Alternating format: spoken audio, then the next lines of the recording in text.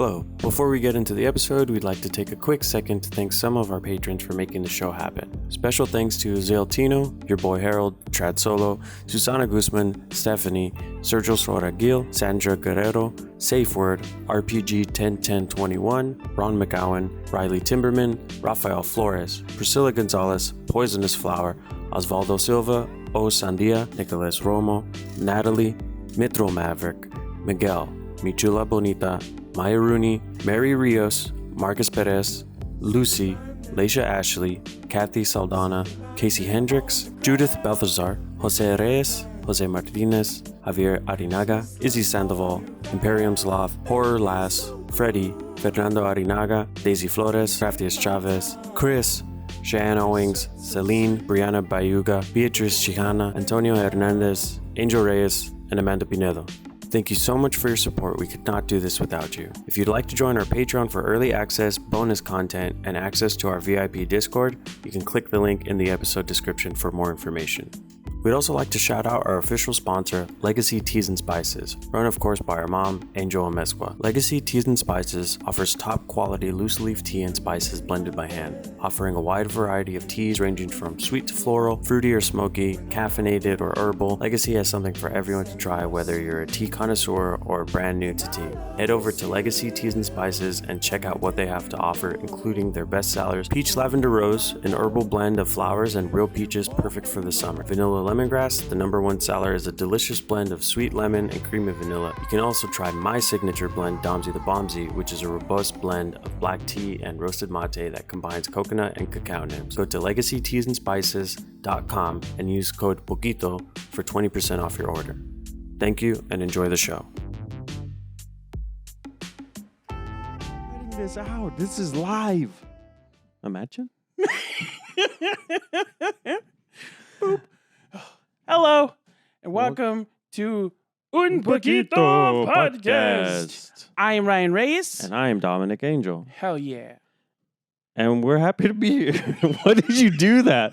Hell yeah. Because we got it right the first time. Like, we done practice ones for the Patreon. We fucked it up every time. I forgot my name every time. If you guys skip back 5 seconds, Ryan's life left his eyes when he's...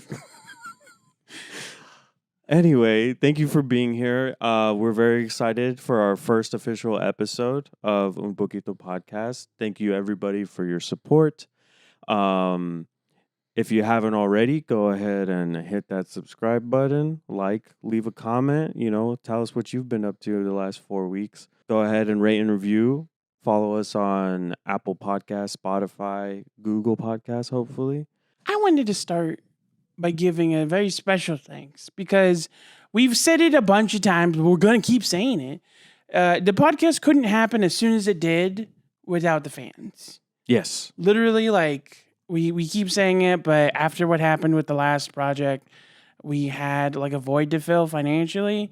And if it hadn't been for you guys pushing us to make the Patreon and keep with the Discord and make all this other stuff we were doing, we literally wouldn't be doing it today. And that's because of you guys. Yeah. I mean, truly, thank you. We had different plans, and you guys were the ones that really came through for us and pushed us to get this going. So, we thank you for your support, and we appreciate you guys letting us do or helping us do this. Hell yeah. Hope you like it. Yeah. Having said that, it's episode 1, and we're gonna kind of loosey-goosey be loose, but I want to say this is the public. What's so funny? Because you did do it kind of, but you also restricted yourself. We're gonna be loose, but within a confine. Look, what I'm trying to say is this is a new podcast. That's going to be the new thing. Stop ourselves short. Put us in a box. Let me get through this. Okay. God damn it. This is a new podcast, and we are figuring out how it's going to operate. So there's going to be some growing pains for sure. Everything's not going to look or sound the same. We're figuring it out, and we're excited to try new things. We have really big plans. We have really big plans for the future. And so, We're doing our best, and we're gonna have fun, and we want to bring the best quality that we can offer you guys. But like I said, we're gonna be figuring this out as we go, and it'll become what it becomes. So 2 things that I kind of wanted to talk about up top, just like small announcements, is the patrons. We reached 100 patrons. Hell yeah. We smashed the goal like in the first week. Yeah, in like 2 weeks. It was insane. Yeah. So thank you guys for that. But because we reached 100 patrons, we let the patrons vote on our hair color. We're gonna dye our hair. We wanted to have it ready for episode 1. Unfortunately, a little broke still.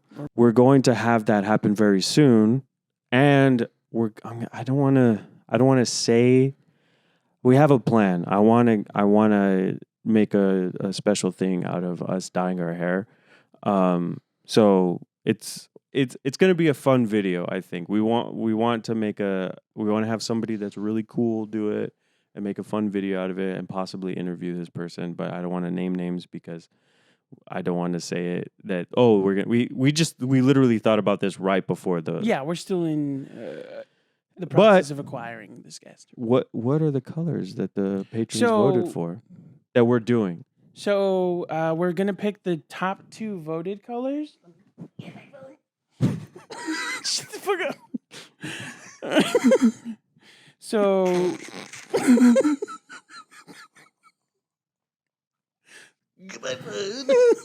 I can't even do the voice that you just. Right. Oh my god. Welcome to Poquito. No, that's not going to introduce it. So the patrons voted for the hair colors. Ryan fucked up. I didn't.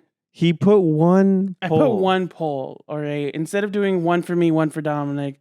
Because in my head, I would have picked the top 2 colors, but there is a sizable voting difference. So the number 1 voted color was violet. Violet? Like purple. Or I thought it was magenta. It depends on what we find.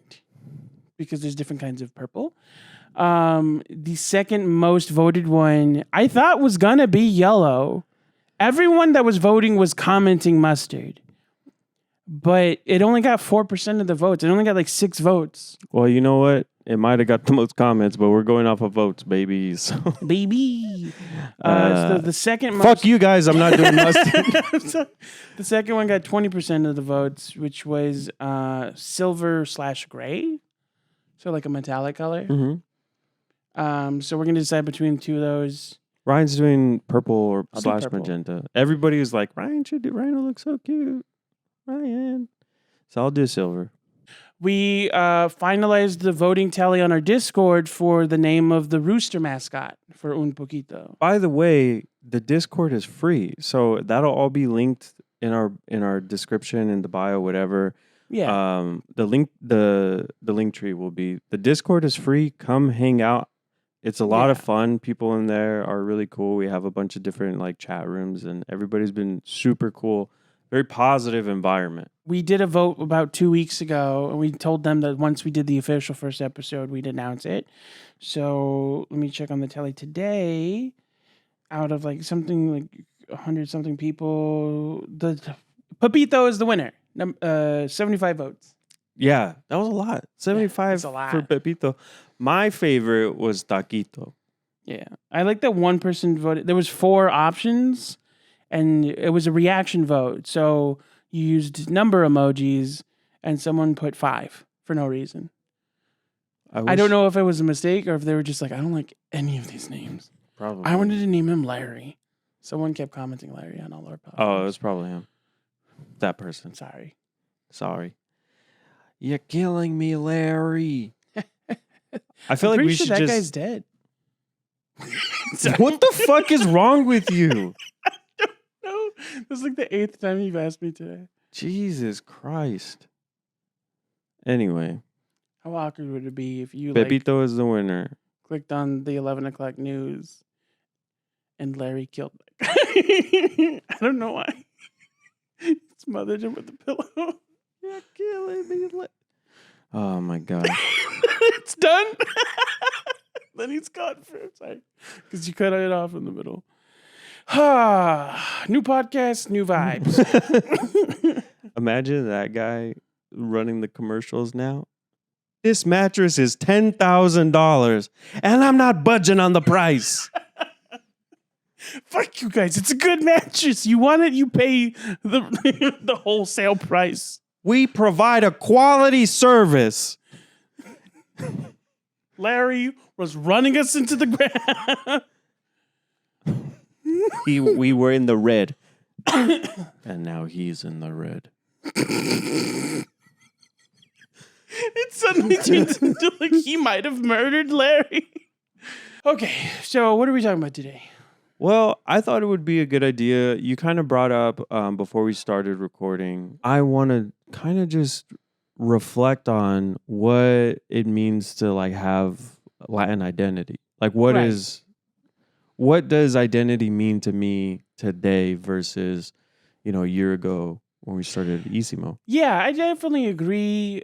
Especially like one new aspect, and we'll get into it for sure more in a second, that's become recently apparent to me is like finding your identity not only as someone who is like third or fourth generation Mexican American, but even someone who's half Mexican, half like African American, or half white, or half even like half Asian. Because Sorry, I just wanted to jump in on that because one thing that I've been saying this a lot. I said it in the beta episode and I said it on another podcast I was on, but it's something that when you're Mexican or when you're Latin American, and you grow up or like, I'm this thing, I'm Salvadoran, I'm Mexican, I'm Ecuadorian, right? And so it was like, oh, I'm not white. But then like, I don't know. It's been a weird thing because you just brought up like half Mexican, half this, half that. And I was like, you're taught that like all of a sudden you're mestizo, you're a new race. But then if you like step back, it's like, holy shit, like I'm biracial. Yeah, it's like a weird... I feel like one of the biggest issues about this concept is like generally it seems like, obviously we can't speak from personal experience, but from what I've observed from people I know and like talks that I've had with them, you kind of identify with how you're perceived. Yeah. When someone perceives you more as one thing instead of the other, they kind of ignore the other. Mm-hmm. And it's something we discussed in the Patreon when we were discussing Miles Morales and America Chavez, because there was a weird conflict there with fans because in the Miles Morales thing, most of the story is driven by his relationship with his father and his uncle. So you don't see a lot of representation as far as his Puerto Rican side. His mom speaks Spanish and she's like a very like Latina character. And there's a few moments where he speaks Spanish himself, but you don't really identify with any of that. Or it seems like outside of speaking Spanish with his mom, he doesn't identify with that. And that may be a thing that I don't know if that's discussed at all in the comic books, but like even like some fans were upset about his revamp for his new suit because now he's like an older Miles Morales. He's like, I think in his 20s now. Mm-hmm. And it was like I don't want to say like a FUBU uniform, but it was like a lot of baggy clothes and sneakers. And then like underneath he was wearing the spider suit. And not only was that like completely ignoring his Latino side, but it was also, from what I understand, a lot of African-American fans were like, well, this is very stereotypical. Like, why would he think this was a good idea as like a practical thing? This seems like the only reason you guys did this was because he's black. Yeah, it's a weird thing because his character, when it comes to representation and identity, it's like what I'm learning more and more is that everything is very complex and there's no like simple answer to anything. Yeah. But it's kind of like that thing of when I see it, I know it. Like, when something feels genuine and authentic. And I think as Latinos, we want proper representation because it's so hard to come by because we've been we're still, even today, we're still the least represented demographic in media. Yeah, like honestly, it's so weird that literally today, like a couple hours before recording, I saw like another post by John Leguizamo specifically talking about this because he'll talk about it in general, and then people will comment on his like interviews and his comedy and his clips and stuff. Right. And so he'll make a response video like every, it seems like once or twice a year where he's reminding people like, well, this is a thing. Like as a Latino actor, there's not a lot made for us. Like people, I think his recent response video was responding to people judging him for taking an Italian role. And they were like, well, like, yeah, there wasn't a lot of Latino roles when you were coming up, but you seem to get a lot of Italian work. And he's like, I did like one Italian movie. And he was Luigi. Yeah. Super Mario Brothers. Okay, so two. He was referencing like I think it was the one with Al Pacino where they're but like Al rival Pacino gangs. played a Cuban. Yeah. That was the thing. And he was even saying like, and you guys, you want to pretend that this was happening for everyone. It's like, no, I had like 2 roles where I was Italian, and that wasn't offered to all of us all the time. That was just like a thing that I happened to get. I was the exception to that rule. But also the thing about that is that there's a movie that John Leguizamo is in called Hanging with the Homeboys. Right. And it's from the 90s. It's a great movie, by the way. Right. And in it, there's another guy who is Puerto Rican, I believe. So the whole thing is the movie is about four guys that are just trying to have a good night. They're going to clubs, they're going to parties, whatever, and things keep happening like wrong. And John Leguizamo plays like, kind of like a loser guy. He's like the sad sap of the group. But it's 2 Latinos and 2 black guys. I say it like this because that's how they're sitting in the car. Right. Anyway. But anyway, it's a great movie, and it deals a lot with race and with class and with misogyny. And there's a thing, and I forget the other character's like true name, but he tells everybody to call him. Okay. He tells everybody to call him Tony or Vinny or something like that. But he tries to say that he's trying to convince everybody he's actually Italian, that he's not Latino, and it's a problem with John Leguizamo's character where he's like, "What are you talking about? You're,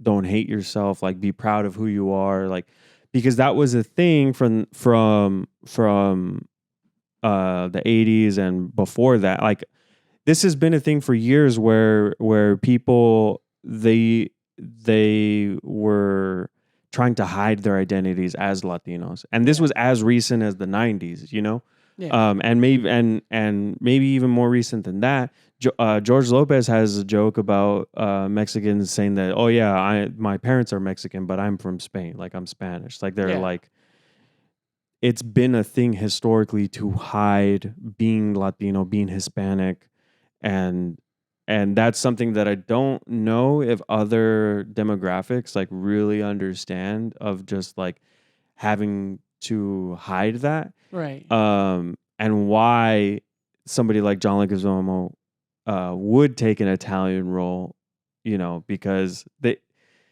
they're not making rules for Latinos, and 2, they don't want to hire Latinos. Like, his name sounds Italian enough. Yeah. Leguizamo. Yeah, and it's also like something we said in the old podcast of, for a lot of earlier actors, like you were taking what you could get because it's all you were offered, and that's why it became a thing with a lot of communities. I would say specifically like the Latino and African American communities, where it was like, if you want a role that's for you, you have to make it. And that's why you see like a lot more directors and producers that are making their own films so that they can promote that. Yeah, John Leguizamo started his own production company. Yeah. Fucking, what's his name? Guillermo del Toro. Right. Started an initiative to help Latino student directors, I believe. Right. Stuff like that. Fred Armisen and Julio Torres. Fred Armisen is like producing shows. Yeah. For Latinos, like it's a thing that there's not a lot of stuff being made for us, and we're not being given the opportunities to shine. And the reason why John was almost talking about all this stuff in the first place is because in fucking the year 2022, after all of this shit has gone down, and after like everything that's gone on like socially, James Franco was cast to play Fidel Castro in a you told me about that today, and I was like, that's weird. Like, I don't know if it's because of like the makeup work and like effort he put into Tommy Wiseau, but it's not the same thing. And it's sorry, I'll let you go. It's just weird that that's still a thing. Like that people, you know, it's acting, so it's like they can be any role. I'm like, yeah, but it's also like you have the opportunity to pick someone. There's Cuban actors working today, like right. So I read like 2 articles on this, right? Because I kind of read everything. I don't know. The movie is being produced by Latinos, and it is being like all the cast is Latino.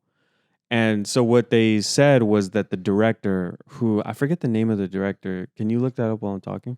Yeah, what's the movie called? Just look up James Franco Fidel Castro movie director. Okay. So they made sure to cast everybody else as being like Latino, and they said that the director errored. Error Error Hernandez.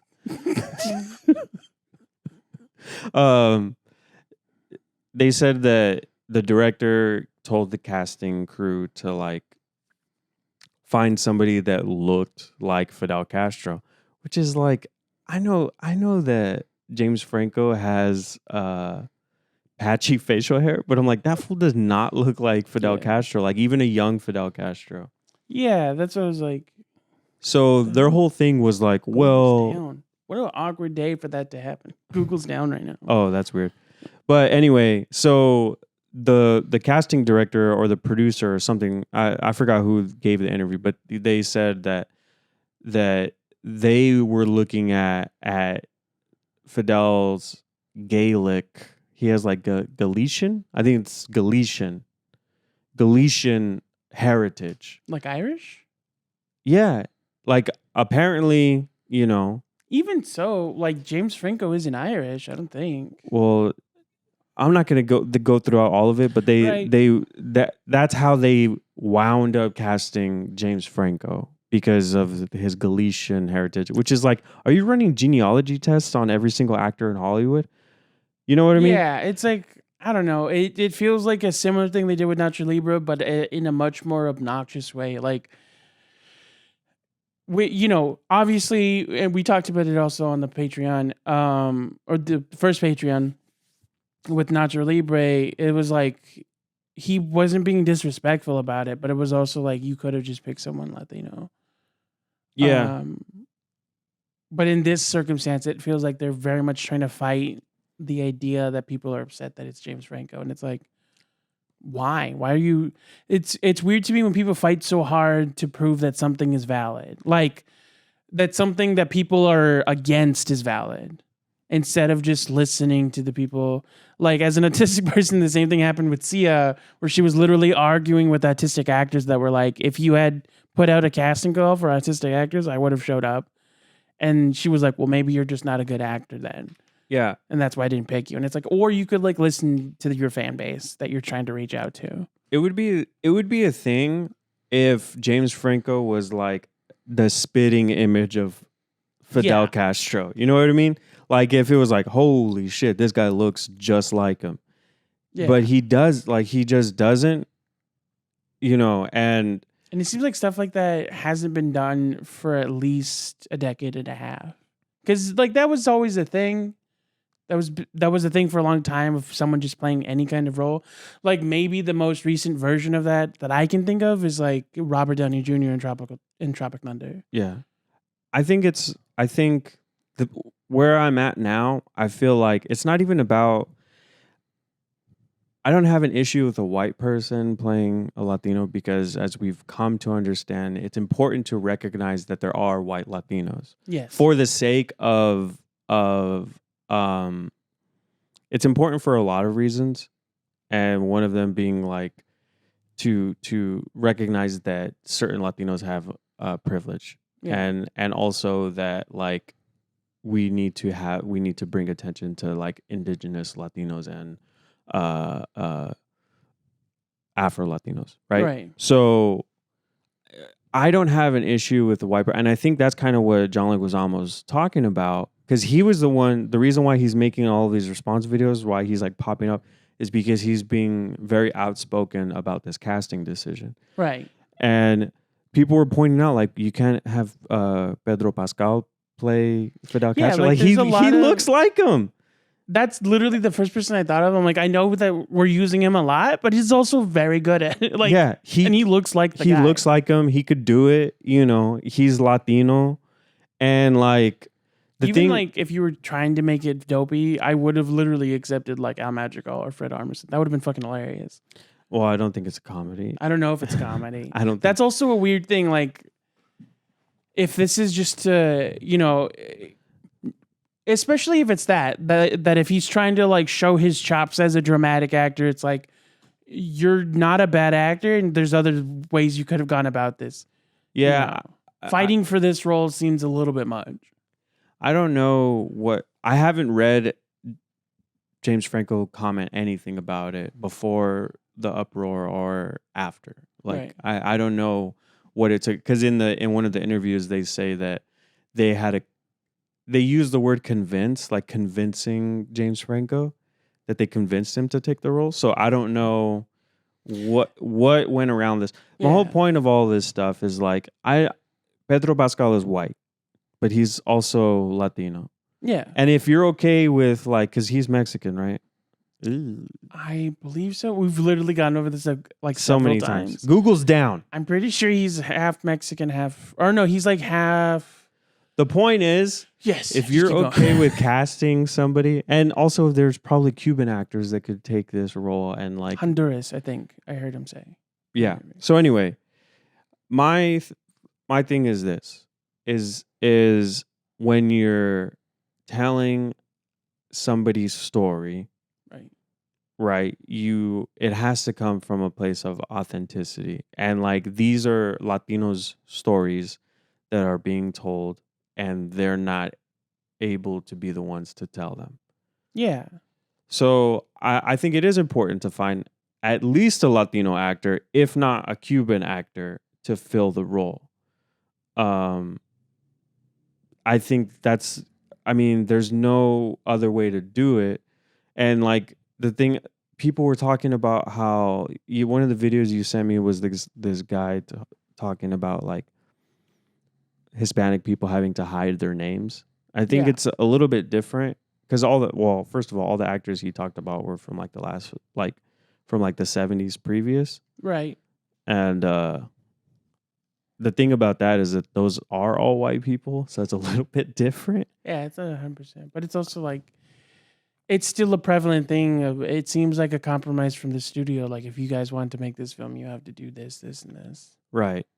So I don't know.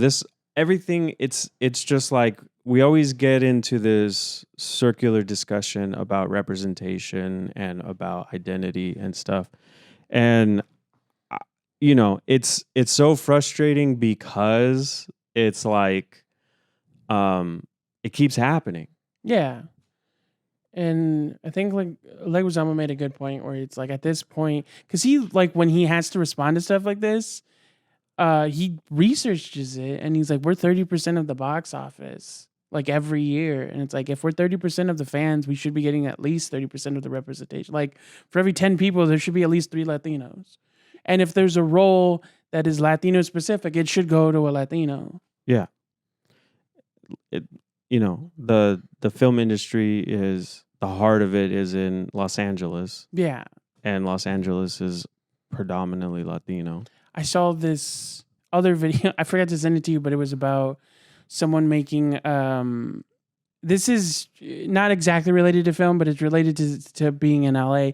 someone was talking about the removal of color over the last 30 years, and they were referencing architecture and the effects of gentrification.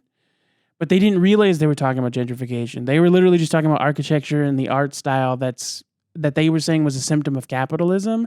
And then someone else pointed out that all of the places they were using for references, the before and after, were like Latino communities and African American communities. And it's like, yeah, you're talking about gentrification. Yeah, well, that's what happens. A black is raider that- was like, yeah, you're talking about gentrification. Yeah, that's what happens is you have like a historic neighborhood that has like black people, Hispanic people, Asian people, like ethnic neighborhoods.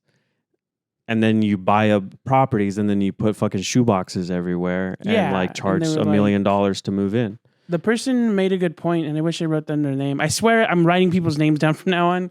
I just forgot this time.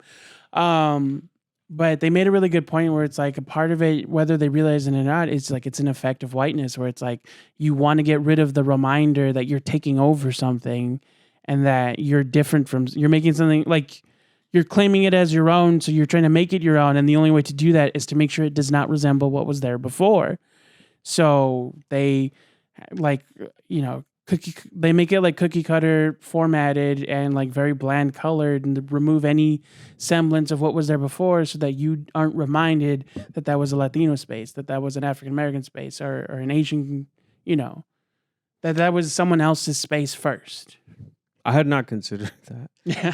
Those like lofts or those apartment buildings with all of like the square. You know what I'm talking about? Like the blocks and they have like protruding squares for no reason. Yeah.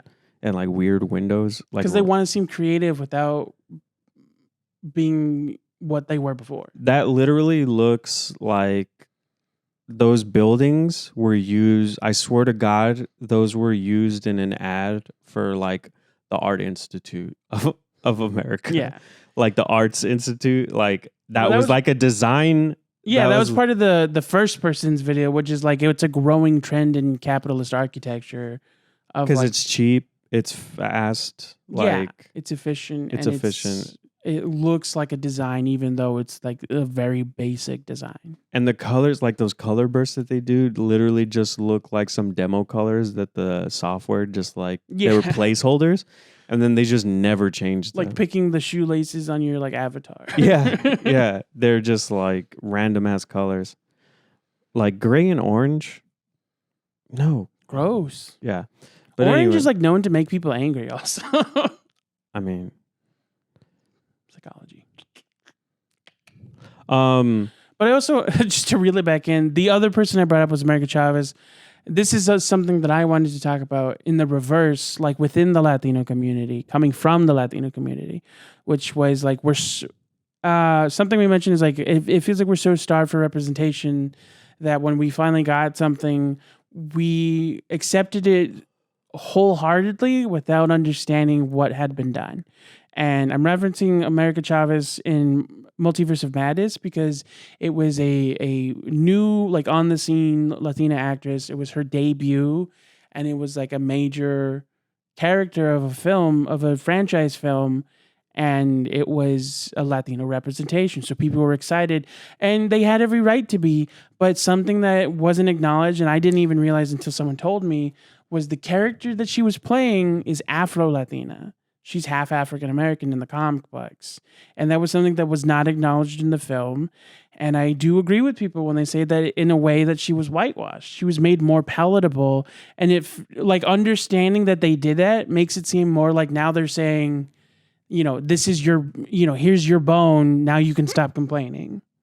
Right. You know what I mean? Like they made her all Mexican so that they could say, this is just for you guys so that you guys don't have to complain anymore. I mean, that's the thing that I felt like what the issue was with Miles Morales was that they had these like things that they checked boxes like, oh, he's Puerto Rican. Yeah. We made him Puerto Rican and we made him black.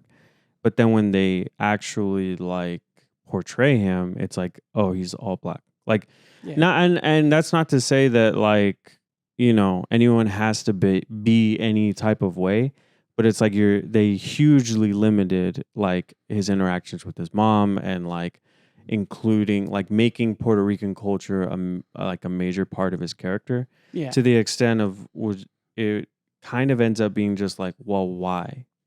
Yeah. Like, why even do that? I mean, like, for instance, like just taking myself as an example is like, I'm Mexican and I don't speak Spanish and I don't like listen. I don't consume a lot of like Mexican media, but I still eat like Mexican food. Like there's still things that tie me to that like Mexican identity, right? Like music, certain movies that I watch, the way that I talk, same food, like certain words and stuff. Like that's naturally part of who I am.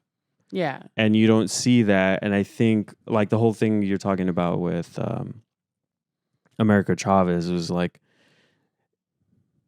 when Latinos are not in charge of their stories, then you get those instances where they non-Latino people are like pushing them. What they don't understand. It's like they don't understand the complexities of like being multicultural. Yeah. And so they're just like, okay, well, you look like this, so we're gonna make you all this. So yeah. Yeah, they're making it easier on themselves, and it's like a lot of it. It's something we said about when was it Gentrification came out? No, it was like a different show had come out that was like all Latino, but it was like white produced, and it felt very like, which is not Gentrification, by the way. Not to make that clear. But it felt like very bare minimum, where it's like, here you go. And it when people complain, it's like, it feels like Hollywood's saying like, you're lucky to have anything, just take it. And it's frustrating. Yeah. And I think that, most marginalized communities have to deal with this in general. But there is like a weird thing about Mexicans always kind of being in the middle, because there's so much like confusion that comes with being Latino and like identity crisis that comes with being Latino. Mm-hmm. And it goes into something that I want to talk about next, but I want to finish about movies if you have anything else. Well, I don't want to talk about movies anymore. First of all, the thing is, I don't know if this is where you're going, but the thing that I do want to address is we touched on in the beginning was what I would like to do is take a second and to ask you, like, we've been podcasting for a year. This is our first episode of our new podcast, and we've talked a lot about identity. We've interacted. I've talked to more Latinos in my life in the last year. I've met more Latinos than I've ever like had to interact with in my entire life, including like growing up and being in high school and stuff. Yeah. So I'm wondering for you, like when we started podcasting together, I feel like this wasn't really part of like, this is me making assumptions, but like you didn't really think about your identity in terms of being Latino, except for like just like our family. Right.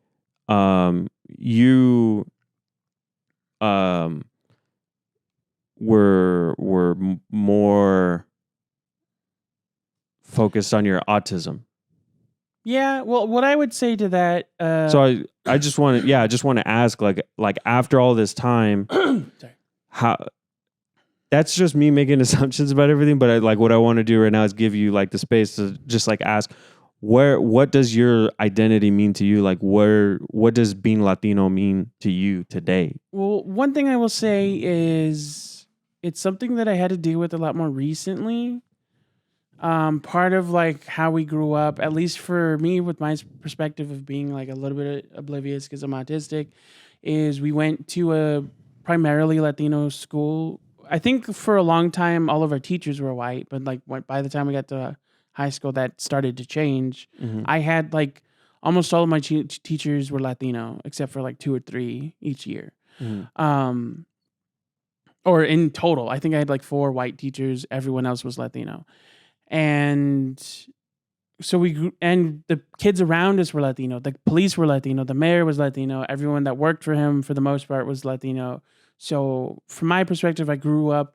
We have a joke about how I didn't realize I was Hispanic or Mexican until I was like 7 or 9. Mm-hmm. And part of that was because everywhere I looked, that's just how everyone looked, was like me. They're Latino, and some spoke Spanish, some spoke English, and I thought that was just part of like growing up where we grew up.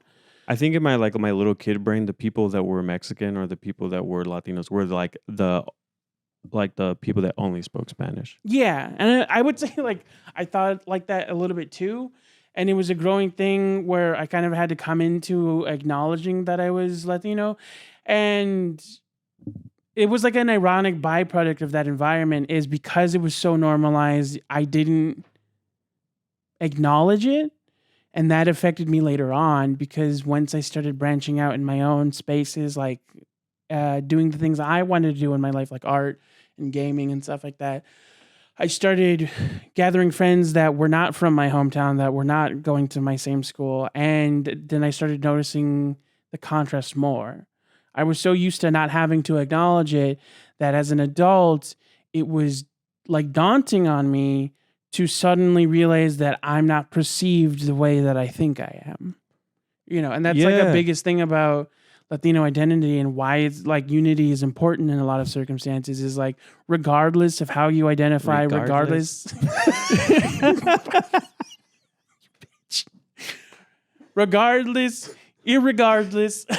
of how you see yourself and acknowledge or connect to your roots and heritage, you're always going to be perceived as other when it's apparent, when your skin is brown, when it's like something you can't control. No matter how much you try, you will always be considered other to certain people. And you're, going to be perceived as like I was perceived as a minority in a gaming group I was in. And it didn't dawn on me until certain topics would come up.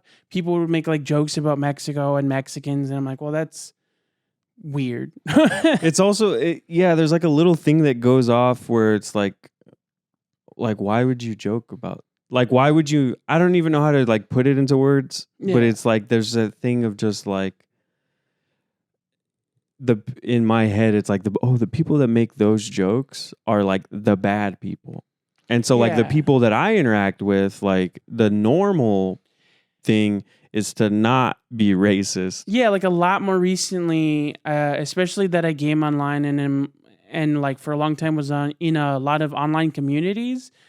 I in the last like 5 years had to deal with like teaching adult white people like why certain things affected me because they had never had to deal with it like ever before. Like literally one person started an argument. This was like a 20-year-old. I was maybe 25 at the time, but they had started an argument about a very common thing for white people to complain about like why they can't say the N-word if they're singing to a rap song.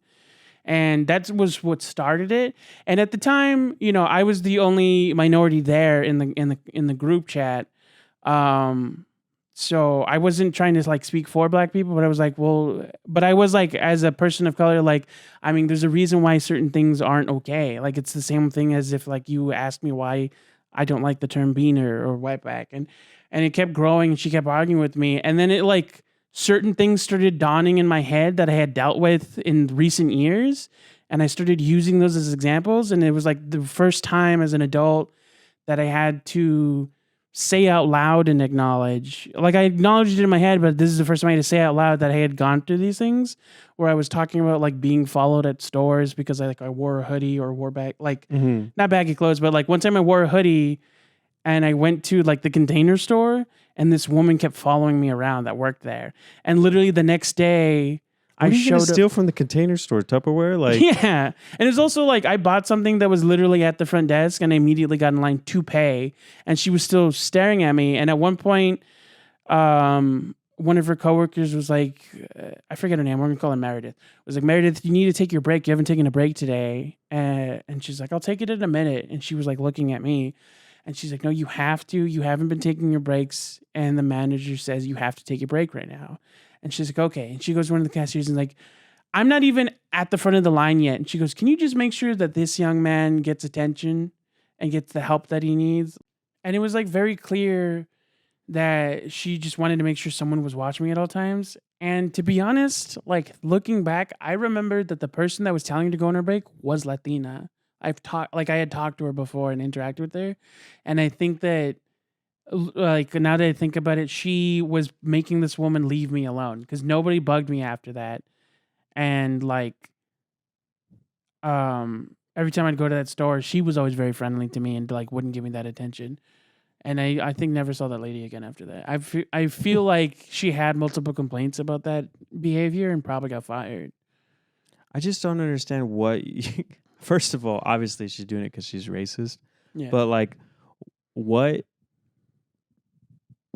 could you steal from the Container Store? Yeah, honestly, I was there to get like Ziploc bags, like, and oh, the other thing about that was, so that day I wore a hoodie because it was raining, but I was getting them for work, and the next day I had to go back to get more because we had run out. We used them for specific packaging, so we had like sold out of the product that they went in. So the next day I show up and my hair's combed and I'm wearing my apron. It's not raining that day, so I don't wear my sweater. I'm wearing my work apron. I'm wearing a flannel, and they look like professional. And she's literally the first person I see when I walk in the door, and she just goes, "Hello, welcome to the Container Store." I was like, "The fuck, lady?" Yeah, it's a weird thing. I'm assuming this lady was white. Yeah. Yeah. Yeah. But no, I feel like there's that whole thing about how like white people don't get out of the way for brown people. Like, they don't see them as people. So it's like, it's so funny because she's like seeing you as a whole of being like a rough looking Mexican person or a brown person, and then like you walk in the next day and now you're clean or whatever. One of the good ones. So you're one of the good ones all of a sudden. Like, but she doesn't put the two and two together that like you're the same person. I don't know. White people are crazy, man. There's like a weird Hulk parody in there. Like half clean, half like Cholo looking. That actually reminds me of this funny, I forget what creator it was, but they were talking about that concept that white people don't recognize minorities as like people in a subconscious level. So there's like this thing that people do without thinking about it, where minorities like get out of the way of white people because they won't break their gate for them. And so there's this dude that his way of like, it was a joke, but it was also like a legitimate thing of like, in minor ways battling racism, is he refuses to move out of the way for white people when they're walking down the sidewalk. Like, not greeting them out of the door or anything, literally just walking. If the white person doesn't get out of the way, he bumps into them because they wouldn't get out of the way. And it's like, if they get mad about it, he's like, well, why wouldn't you move? And I thought that was funny. Yeah, I mean, it is a thing that once you notice it, it's like there's I feel like when you're walking about the city, there's a collective like consciousness, right? Yeah. There's like it's like a fucking river. Like, people know where how to fucking move about. Yeah. And like it is a thing. It's in my experience of just like white people just being lackadaisical about everything. It's like they're riding the river. Like, you know what I mean? Like, they're in a canoe and like they're riding the river, but everybody else is like navigating in a way where there's like, they're conscious of where every other person is at around them at all times. It's like that thing. I've honestly only seen it in movies, but I feel like it's based on an idea people have, where it's like you hit something and you just in your mind tell yourself it's a dog, so that you don't think about it being a person. Or like, why would you want it to be a dog? Like, you're hoping why not the thing a you rug? hit was like a box or something. Like, not a person is what I'm saying. I've seen that presented Ryan. in films. Ryan hates dogs. No, like I remember it was like a NPI. I don't hate dogs, okay? It just cuts back to the Serba Hermes. I'm the Hitler baby. I'm not the Hitler baby. Fuck, what was it talking about? I don't remember. But it is a thing of just like trying to be conscious of people, like caring about other people. And on a subconscious level, white people don't do that. Yeah. And this isn't to say, I mean, not that, I don't know. I always feel like I sound like I'm defending people, but I want to be clear. Like, this is a thing that it just has to be acknowledged in order for it to get better. And I know it sounds like we're saying, oh, all white people are this or all white people are this. No, it's like, it's a thing that's happening. And if you don't admit it, it won't go away. It's like a weird, it's a very strange thing, because growing up, we were always taught as brown people or as black, like people of color, have been taught you have to be American. Like not Yeah. you are American, but you have to be American. Like this is your history. This is like all this stuff we're teaching you. Exactly. Like this is you are American, but it's like an obligation to be American. Yeah. I mean, And I feel like white people have been taught that they are the only Americans and that we are lucky to be here. yeah. It's like everyone. Even Like we're literally not American, the part even if that- we are. The part that's always been weird to me, especially, is like I've seen at least 3 clips, and they're always different people of like a white person trying to be like racist towards an indigenous person, like a Native American Right. person. But it's like, go back to where you came from. And they're like, I'm from here. I'm from here, dog. I was here first, idiot. Just spins around. and they're like, well, fuck you. And then they just like start slurring obscenities. And it's Yeah. awkward. So, do you think? Because I was just like thinking about my own experience and like how I view myself, like what I identify. Oh yeah, well I want to. Sorry to cut you off. I do want to reel it back into like guiding what I was saying to your question. So that's like something that I've had experienced recently, and so it was something that I was contemplating with at the time that we had started the first project. Right. So when I had started, I did acknowledge that I was coming into something that was already in the process of growing, that I was joining you in something that you and our old partner were creating. You can say names. I don't want to. Okay, let's No, keep I'm just going. kidding. I know. I just it's about being copacetic and professional. Anyway, It is professional. It acknowledged that we were a part of something. yeah. So the original concept between you and Gerardo, like I came into it from like my initial understanding was like I'm joining you in what you are doing. Right. You're doing it first, and I'm just like I'm coming in after the fact, after the start. Yeah. But I will say, like, the reason I was excited to join and the reason I was excited that Gerardo invited me in was that when you guys described the concept to me, I immediately understood like how important it was going to be to people. Like that was the joke. Shut up. I had a phlegm and I like knew that if I kept talking it would fuck me up, and then I'd start talking like this. And I did it anyway. Fuck. Four score and some. Funny thing, it's been claimed that Why do you gotta ruin the fucking joke? Lincoln actually talked with a nasally voice. I'm sure he did, but that wasn't the joke. Anyway, back to the story. That was a joke in the old podcast that from the get-go I was like always believing in the concept, and it's like we said it as a joke, but the reason I said it is because I knew that this was a thing people were looking for. It was something that I was craving.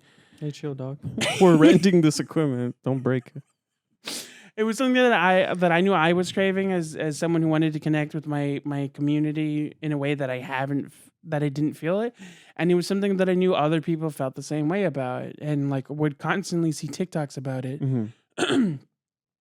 And so that's what I meant when I used to say that I always believed in the podcast. Is like I knew it was something people wanted, and while I wasn't at the same level of contemplation I think that you guys were at the start of it, Mm-hmm. it was something like as soon as I heard it, I knew that it was where I was going to go.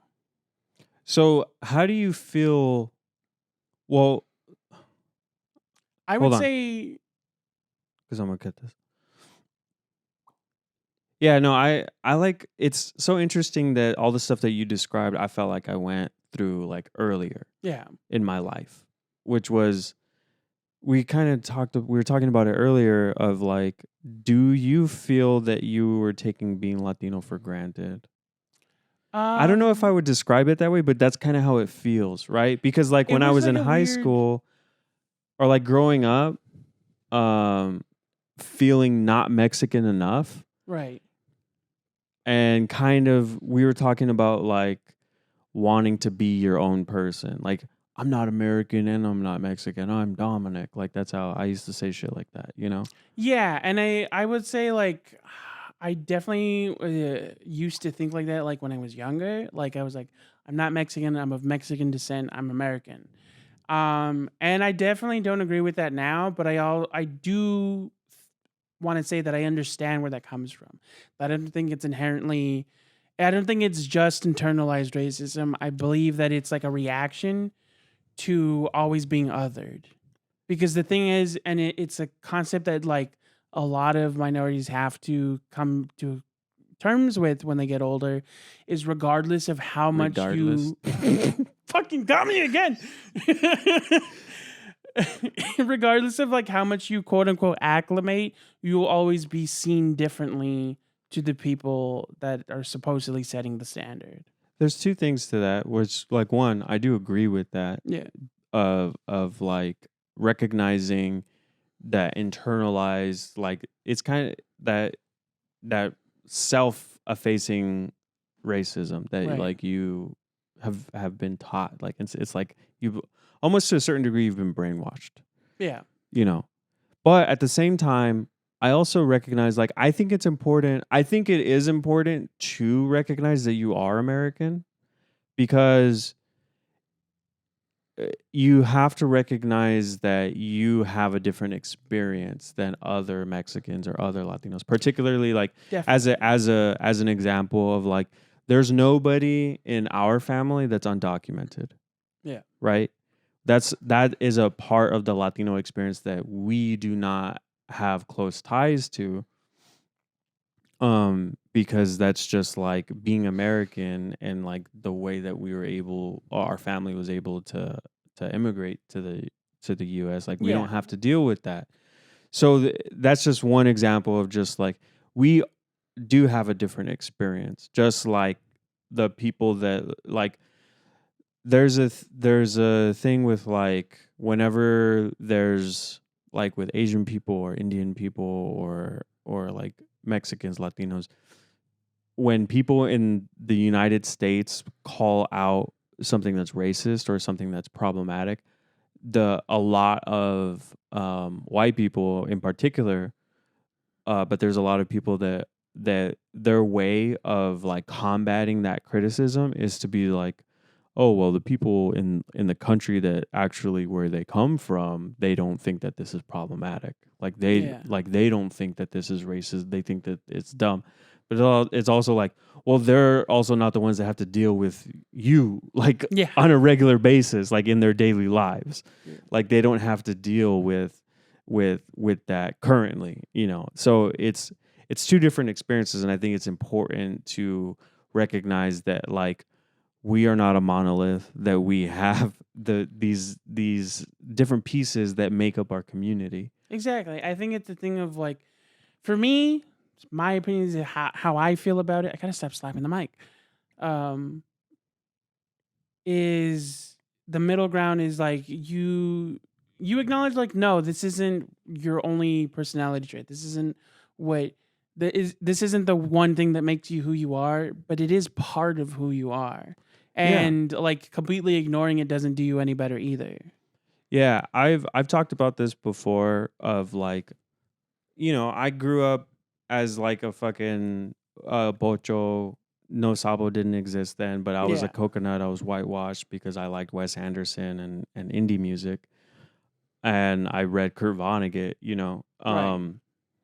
But like, it's like you take that stuff for advantage, because even though I liked those things, there were other people that looked like me, that were my friends, that we also liked these things, you know.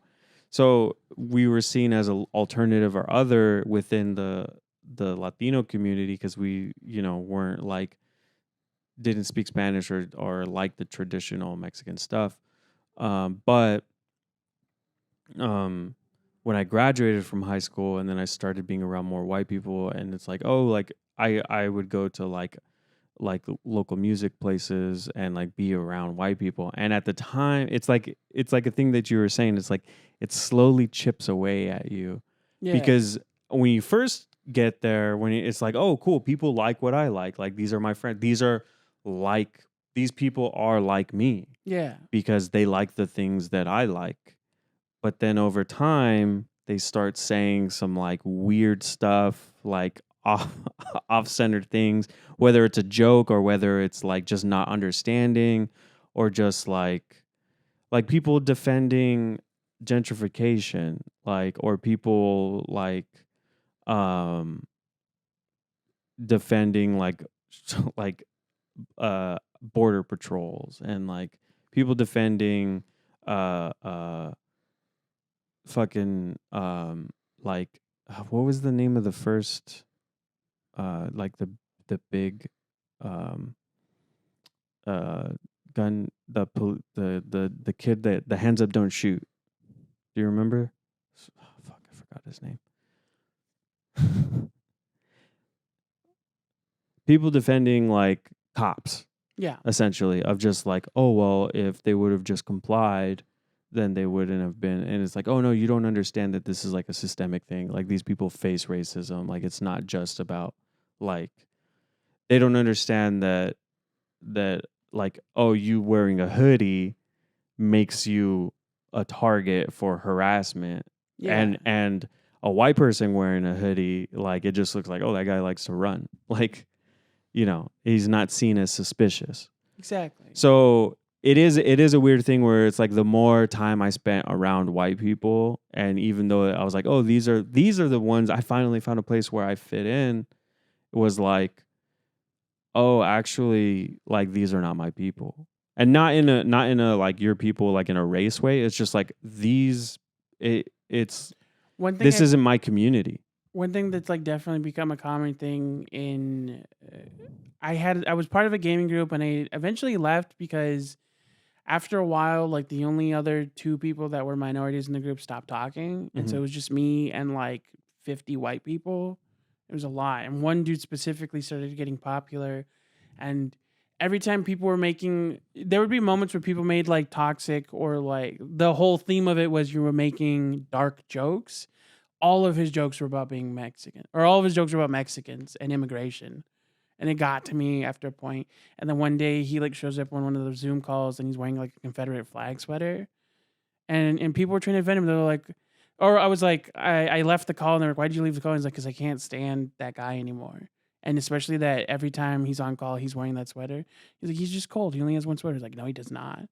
He just Get another sweater, first of all. That's a new sweater. Like, he's wearing it because he chose to buy it and wear it. And it's like, and someone was like, I'm sorry that you're feeling like you're going through. They were trying to be sympathetic, but they're like, I'm sorry that you're feeling that right now. And I'm like, your choice of words shows that you don't agree or understand why that's offensive. And that day, like, as nice as that person was trying to be and supportive as the person was trying to be, that was what made me leave that group forever.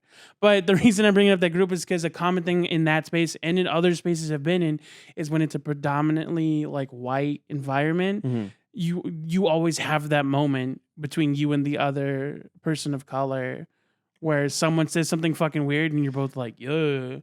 And then you see each other make the face and you both laugh. Like, literally, there were moments. There was this girl who was in the gaming group. She was best friends with the admin, and she was African American, but she grew up in the suburbs, and she was the only African American at her school. And so there would be moments where like she disagreed with me, but it was like I would try to explain to my friend in private, who was the admin, like, you have to understand that they like, she has that mentality because that's, if she was upfront about these things and if she told you outright that these were an issue, she'd be ostracized. Like, she would not have had the experience that she had growing up with you because she was the only like brown person around. Yeah. And there was like literally moments where like one time I was like, fucking white people, and she goes, I know, right? And everyone was like, what? They didn't expect that from her. And I was like, yeah, this is really what it's like for us. Like, yeah. And it's a thing, like you're saying, it's like sometimes you don't know that you feel this way until you're given the space to exactly. To what's it called? To connect with that. Yeah. Like, until like you see it in front of you, and then you're given the opportunity to like resonate with that. It's like, oh shit, I have been fucking feeling this my whole life. Exactly. You know, yeah. or like there are some funnier experiences. They're still not great. It's still annoying, but like, I'm pretty sure I told this in the old podcast, but this is a new podcast. So, but when we were working together at Lost Ark, can we say that? Yeah. Yeah, we were working together at a company called Lost Art, and it was like it was like a warehouse type of job, but it wasn't a full blown warehouse. It was like warehouse casual. Yeah, it was like a warehouse boutique. But we had the owners had like bought half of an entire floor of a building, so that's like where the warehouse existed. We were in a building with other departments and other like businesses. It was like it used to be a hotel. It was or a something. commercial building. Yeah. And a new business had opened up on like the 8th floor, and they saw me coming down with my business's trash. And I was taking it out, and on my way back he stops and he's like, "Hey, when you're done," it was a white dude, and it was like the most stereotypical like blonde, I'm not even kidding, blonde hair, pink polo shirt with the collar up, shorts and like Crocs before people started wearing them all the fucking time. Yeah, like he was from Orange County or something. Yeah, and he talked like a dude, bro. He's like, "Hey, when you're done, can you go up to the 8th floor and help us with our trash? Because nobody's been up there yet to help us." And I was like, "I don't work for the building." He's like, "You don't? Why are you taking out trash?" I'm like, "I'm taking out my job's trash. Every business has to take out their own trash." He's like, "Seriously? I have to take out my own trash?" And I was like, "Yeah." And then I just hit the button and let the doors close on. Yeah, it happened to our friend Alex because he was taking down the trash, and it was just like he was in the elevator with 2 other people, and like they're going down, and then she goes, "Is this trash?" And he's like, "Yep," just like whatever, like yeah. And then so she's leaving, and she dumps not dumps, but like drops her iced coffee that she was drinking into the bin. Just like it's half full, and she just like drops it in. She's like, "All right, see you later." And he's like, "I don't work for the building." And she was like, "Oh, well, I didn't say you did." And it, like it just like became a tension thing, but it was like, what the fuck? Like, why would you even? Not even like all she said was, "Is this trash?" And he said, "Yeah." So she jumped. Even if he did work for the building, like that's why would you? Like, I'm not saying that I wouldn't want to do that, but literally, I've seen people do it. I feel like this is the natural, at least personally, I would have been like, "Hey, is it cool if I dump this here?" Like, at the very least, ask if you can. Yeah. Because even if he was the janitor, you're kind of being a dick by doing exactly. That. Like, I don't know. It's especially a thing. Like, because I'm sure, you know what I mean. I don't want to over dramatize it, but like, what if it like exploded on him? I don't think she would have given a fuck.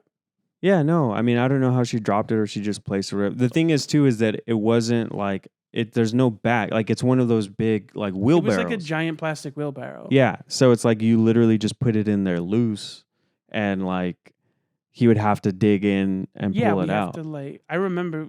Yeah. Yeah. So it's like it's not even like, you know, there's a trash can with a liner in there that they can just pull out and toss it. Like it's like we're throwing away loose trash into a trash can. So it's like you're just adding like it's like if you handed somebody a banana peel, like, can you throw this away from me? And there's a trash can right outside the fucking elevator on every floor. On every floor. With a liner.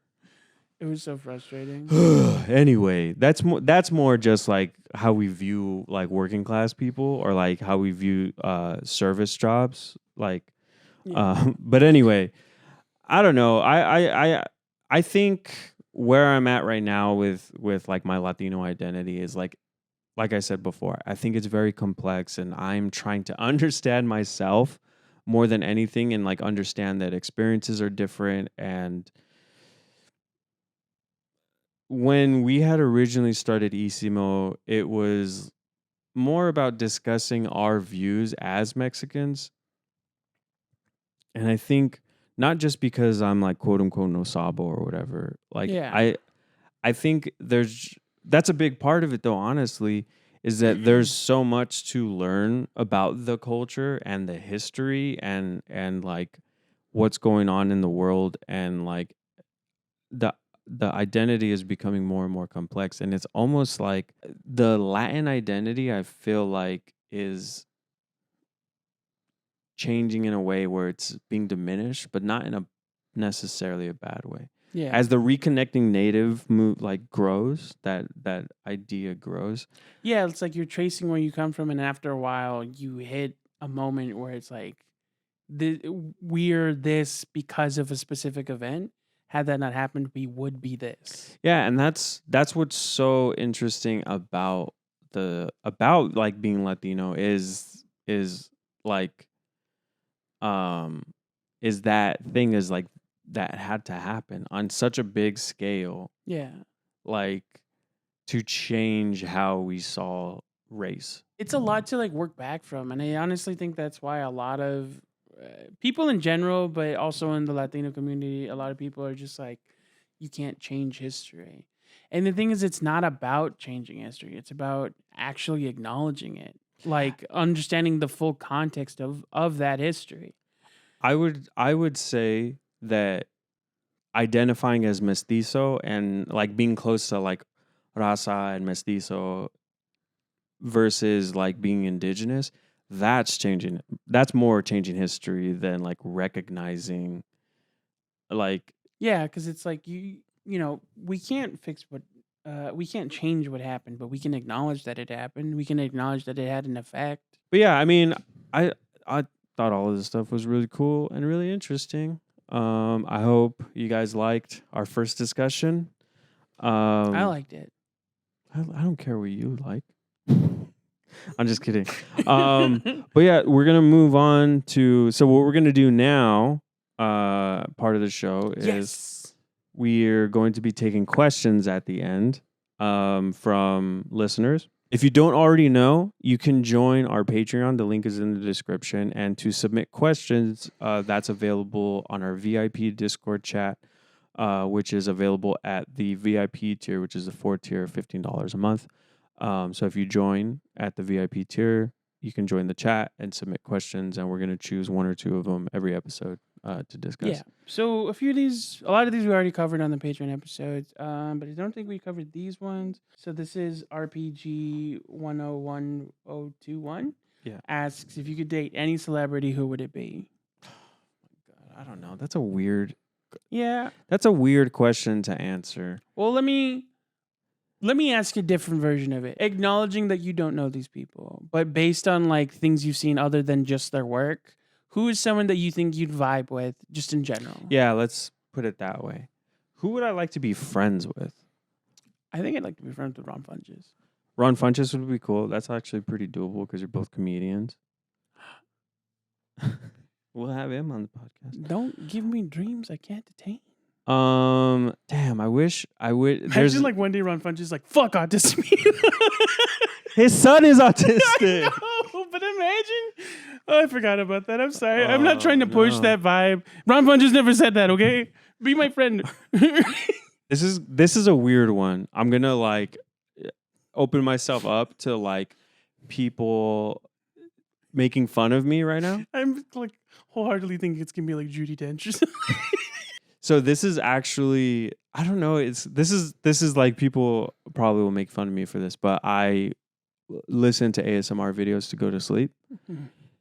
What the fuck you make that face for? You already knew it. But I have like muscle memory, and it's like I imagine in my head. I'm like, I don't like ASMR at all. Oh yeah, because you're very. I'm sensitive to that my makes hearing sense. things. But there's a YouTuber, called White Rabbit ASMR.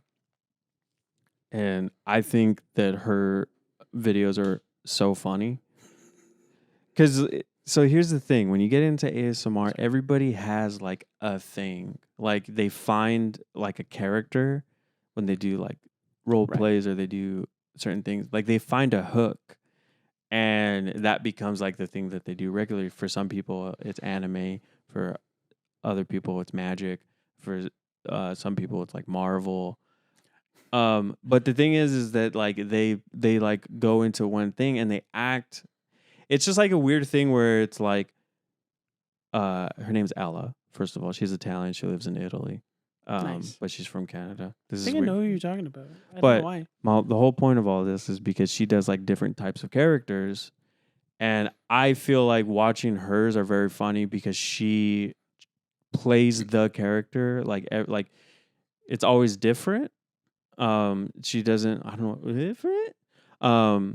It's always different. Like based on her performance is different based on who the character she's playing. Like she actually plays each character like as individuals like very well, and it's like out of all of the people that I've seen, she is the only one. Like there's other people, like there's GB, which is like the biggest ASM artist who she's cool, but I feel like she can play like one or two characters really well, and then the rest of it is just like, oh, that's just GB. But like with White Rabbit ASMR, she like every character is different, so that's pretty cool. It's pretty cool. You were describing the different people, and I'm like, if I did it, I would just like read instruction manuals. I mean, you probably could. There's people that do. There's, oh my God, ASMR is a whole different world where you can explore. No, I'm just kidding.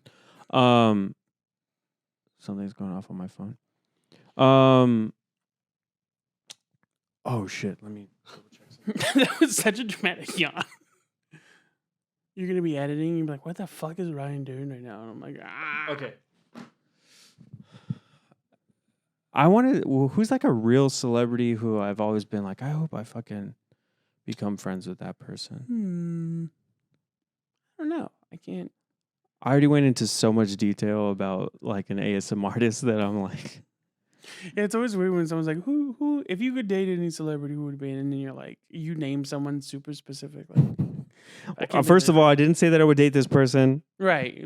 You'd like to like vibe with them. Like you'd think they'd be a cool person to talk to. I have another one. Go for it. Pedro Pascal. I've not seen him in anything. I think he'd overwhelm me a little bit. Like that I'm autistic and he's just I've seen him in interviews with like friends. Like specifically when he's in an interview with someone he's friends with and because I didn't know this until I saw like it was like not New Yorker. It was like Vogue magazine did one of those Google search interviews. But he came up with Oscar Isaac. They're like best friends. Right.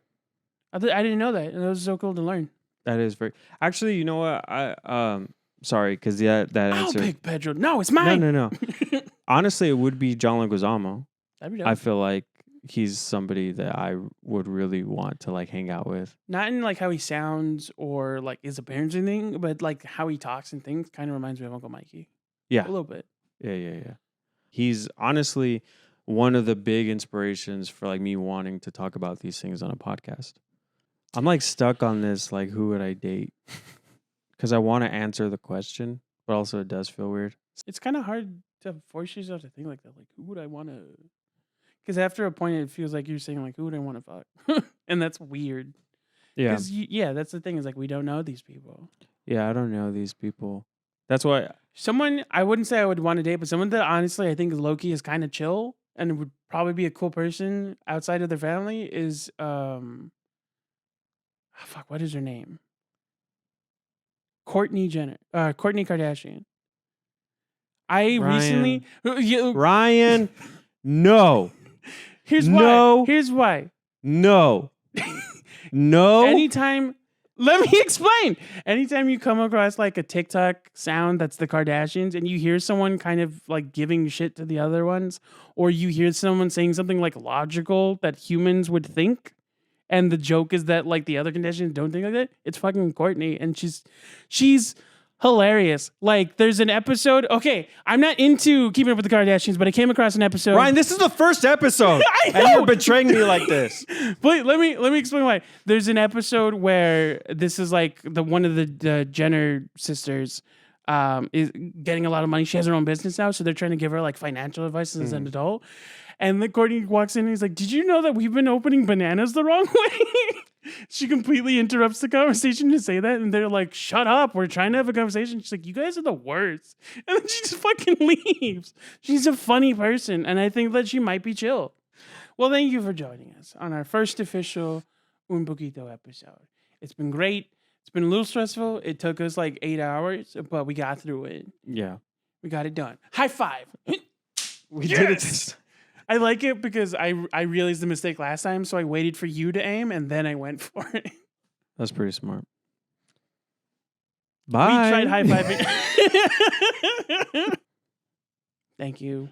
again, I know most people are probably going to be checked out by this time and like would have clicked out of this or stopped listening. But I just want to say every chance that I get, thank you. And I'm excited for what's to come. We really hope that you like this first episode. And like I said before, we're going to learn and grow from all of this and figure out what this podcast is going to be. Yeah. And then just like the other, same old stuff. If you made it this far, tell us who you think is chill, even if Dominic doesn't like them. I feel like I should have said a Latino. Probably same. I said Pedro Pascal. I said John Leguizamo. Okay, we're safe. Now. Okay, we're good. Tell us in the comments who you'd pick. Like and subscribe. Hit the bell, and you can get announcements from future episodes. If you haven't yet, we have content on the Patreon if you want to join, and it's a great content. We had a really fun episode today. Mm-hmm. Follow us on the Discord. Follow us on Instagram, TikTok, YouTube, Patreon, or not Patreon, Twitter at Un Poquito Pod. And I think that's it. Bye.